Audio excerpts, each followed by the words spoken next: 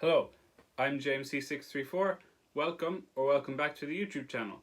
In this video, I'm talking about the Beast Titan. In my last video, I talked about the 9 different Titan shifters and the different Titans, and somebody requested the Beast Titan. So we're going to go into a lot more detail about the Beast Titan specifically. If you want to know about another Titan, let me know in the comments. So we're going to start off with talking a bit about the different Titan shifters that have used the Beast Titan over the years, and then we'll go on to talk about different Beast Titans. Ones that we have never seen the uses for and we know nothing about, but I'll just explain the Titan itself. So, let's start off with the first and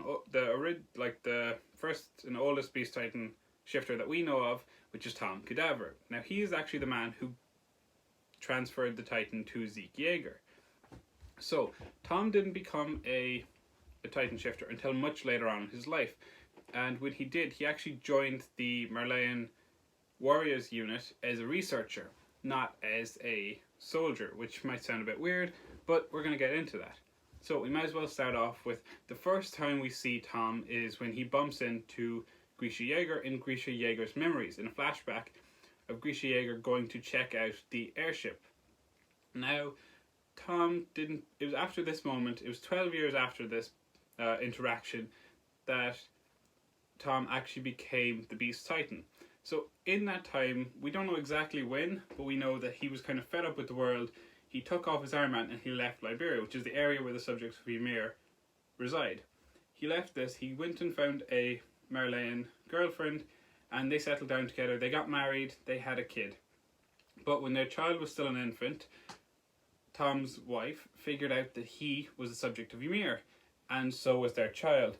And she couldn't live with that, so she took the child's life and then took her own life. Tom came home to find the bodies.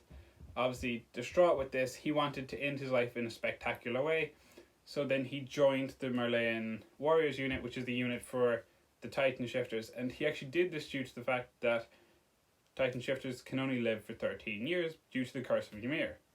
That's the whole reason he's a Titan shifter, because he wanted to end his own life, which is kind of dark. But yeah, he had a dark past. But we move on to him actually becoming a Titan. So his Titan was a sheep Titan with horns on the side of his head, one on each side, and he claimed that his Titan was not suitable for battle. Now, I disagree with this statement, because if you've ever seen a sheep ram a fence, it does a lot of damage, and that's a tiny sheep. Could you imagine that? Giant size. Now, you might expect that his sheep Titan, or his Beast Titan version, would walk on all fours. This is actually not the case. Some have in the past, but we see with his one, it walks on 2 legs. Stands upright. And he actually used this for research purposes. What he did was he'd go through the memories of previous Titan shifters, and that's how he learned loads of information, and he would relay that to Marley. And this was his whole thing. He didn't fight, he just researched, and he figured out a lot of specific and special information about the founding Titan, which a lot of it he did pass on, but there were a few secrets that he kept to himself, and obviously he did eventually pass them on to Zeke Yeager. And now, it's never been fully confirmed what those secrets were, I think, as far as what I'm aware. But obviously one of those secrets is that the founding Titan can change the biology and physiology of subjects of Ymir. Because obviously Zeke knew this, but how did Zeke know it? Because Tom told him. How did Tom know? Tom's seen it in previous memories. So yeah, that's pretty much all there is to talk about him. So we're going to move on to Zeke Yeager. Obviously Zeke Yeager was born into a family of Zeke Yeager and Dinah Fritz, 2 Eldian restorationists, and Dinah Fritz was one of the last few Eldians with a bit of royal blood in her, which was becoming very rare for Eldians at all. But yeah, so one day the restorationists had planned on using some way to regain Eldia's power, and they couldn't figure out what to do. They didn't know how to do this. And then Marley eventually announced the plan. Maybe when Zeke was like 4 or 5, they announced the plan to invade Paradise Island and reclaim the founding Titan.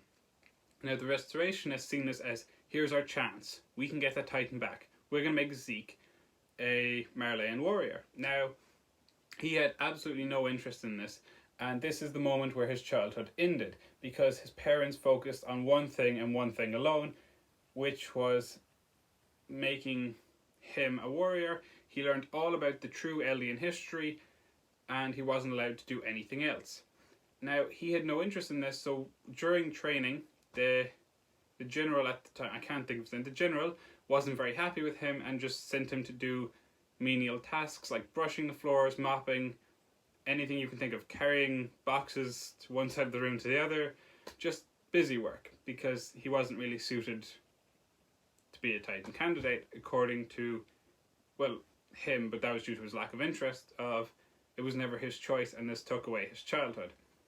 And one day, just by chance, Tom, in his free time, he loved to throw the baseball around, and he was throwing it around, and it happened to land near Zeke, who was brushing. Zeke threw him Zeke threw him back the ball, and eventually they just grew a bond. And so the restorationists were becoming more and more furious due to the fact that Zeke could not. It didn't look good for Zeke in terms of becoming a warrior and a Titan. So they were sort of giving up on this plan, and then Zeke was kind of relieved because it meant that he could live a long, full life, and this made him very happy. But then what happened was he did given up, so he knew this, and he was happy. He heard the police, the Merlian police, talking about how they were close to narrowing down the restorationists, and they were going to arrest them and send them to Paradise Island. And obviously Zeke feared for his family's life. And Tom came up to him and asked him what was wrong one day, because he seen that there was something wrong, so he checked on Zeke, asking him what was wrong, and after questioning him a small bit, Zeke broke down and told him everything. So after a lot of convincing, after a lot of conversation and convincing, Tom did manage to get Zeke to squeal on his family, tell the police exactly what was happening, and this was in order to not only protect himself, but to protect his grandparents and show that he is loyal to Marley. And it was his only choice. Let's just say, he didn't want to do this. Because a lot of people got that confused and they think that, he betrayed his family. He did not want to do this. It was after a lot of convincing, and even when he did it, he did not want to do it, but he knew he needed to protect his grandparents. So his parents got sent away, and then after a bit of time, Zeke and Tom became his biological. He didn't actually become his biological. He became the father step-in, throwing the ball around, and he actually made time to spend with Zeke compared to Grisha, who never did. So Zeke started to see Tom as an actual father. And by the time the 13 years were up for Tom, Zeke had become a very promising candidate. And then he got his Titan. He obviously became a monkey Titan, as we've seen, with the fur around his face, his arms, and his legs. His torso is fairly hairless. Yeah, hairless is the right word. With weirdly long arms. Yeah, his arms are weirdly disproportionate to the rest of his body. It's a lot stronger. Now, Zeke is actually, there's a lot of theories of how the Beast Titan chooses their animal, but Zeke does give us a good, Zeke is probably the best theory for this, because we see him playing with a monkey as his last proper memories as a child. And he became a monkey, so we think this gave the theory to it being either your favourite animal or an animal that best represents you. But that's the closest thing to how people get their Titans. That's the closest thing we have to figuring it out. So, he gets his Titan, and through perfecting baseball pitching with Tom all those years, the monkey Titan was the best Titan for the pick. It just happened to be that way. And then he was actually probably the best Beast Titan to ever exist for Marley, obviously, until he went to the island and betrayed them. But up until that point, he was the best Titan shifter you'd probably ever see for Marley. Yeah, that was just unfortunate for them that he betrayed him. And let's see, is there anything else about the Beast Titan? Oh yeah, Zeke's Beast Titan is actually very unique. Due to the fact that Zeke had royal blood, is the fact that gave him the ability to turn normal subjects of Ymir into pure Titans if they drank some of his spinal fluid. This is supposed to be reserved for the founding Titan, but due to his royal blood, he was able to do this. that is not normal. And it even went a step further for the fact that he could actually point them in a direction, which he shouldn't even be able to turn people, but that's not a thing that's specific to the Beast Titan. That's actually specific to Zeke Yeager because of his royal blood. Tom couldn't do that, and no other Beast Titans in the past or any that might come would be able to do that. It's just because he was a member of the royal family, a distant one, but yeah. One more thing about Zeke's Titan. Zeke's Titan is actually the second tallest Titan. The only taller one is the Colossal Titan, being really way taller, but at 17 meters, yes, it's the second tallest Titan. Now we're going to move on to some of the other Titans that we see in the show. One of these being, well, they all come from the final arc of Attack on Titan, so if you haven't seen it, there might be a few spoilers in here, but it's your choice if you want to continue watching. We'll start off with a Minotaur Titan. We see this, it looks similar to Zeke's in terms of hair. You got hair on the head, the neck, and the legs, but nothing on the torso or the arms. Oh, it does have horns as well. It's basically just like a Minotaur from, I said Minotaur earlier, just like a Minotaur from mythology, just like 15 meters taller than it should be, because the normal one's like 2 meters, I think. So yeah, it's just a giant-sized normal Minotaur from mythology.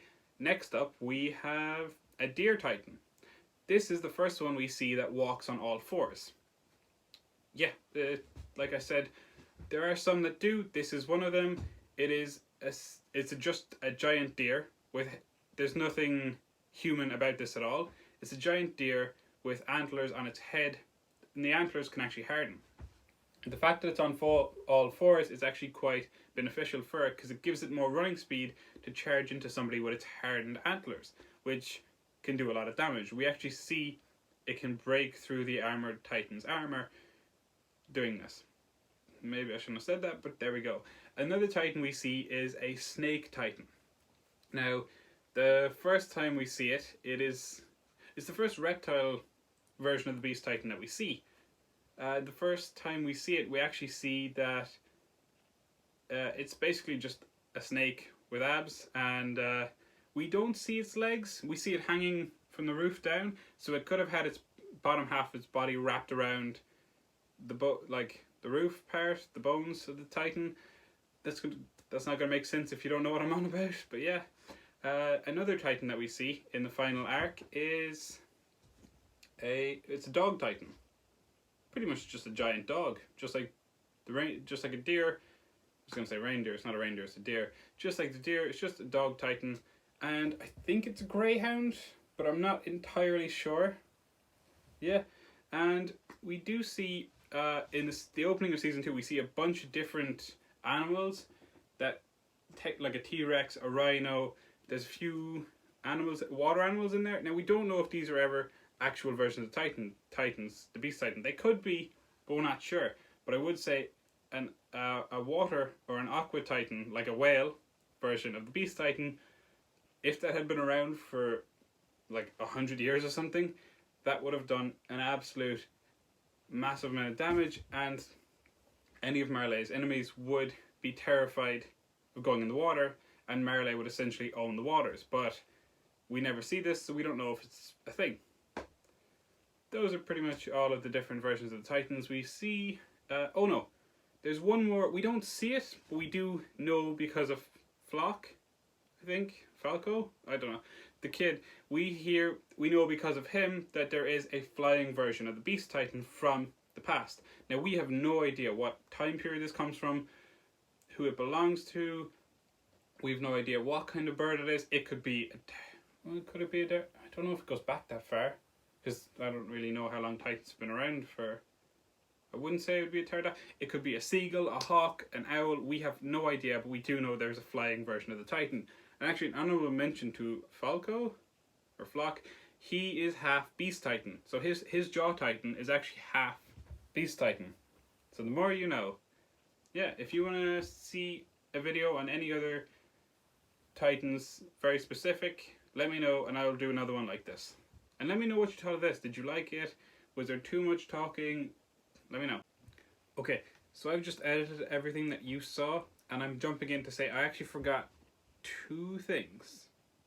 One is to mention that when Zeke inherited the Beast Titan from Tom, he also inherited his glasses, and we see him wear them throughout the show. And the second thing I forgot to mention is another Titan that we see at the end of the show, which is a bunny. It's basically the regular Titan with a bunny head. It looks hilarious. That's it. That's everything I forgot.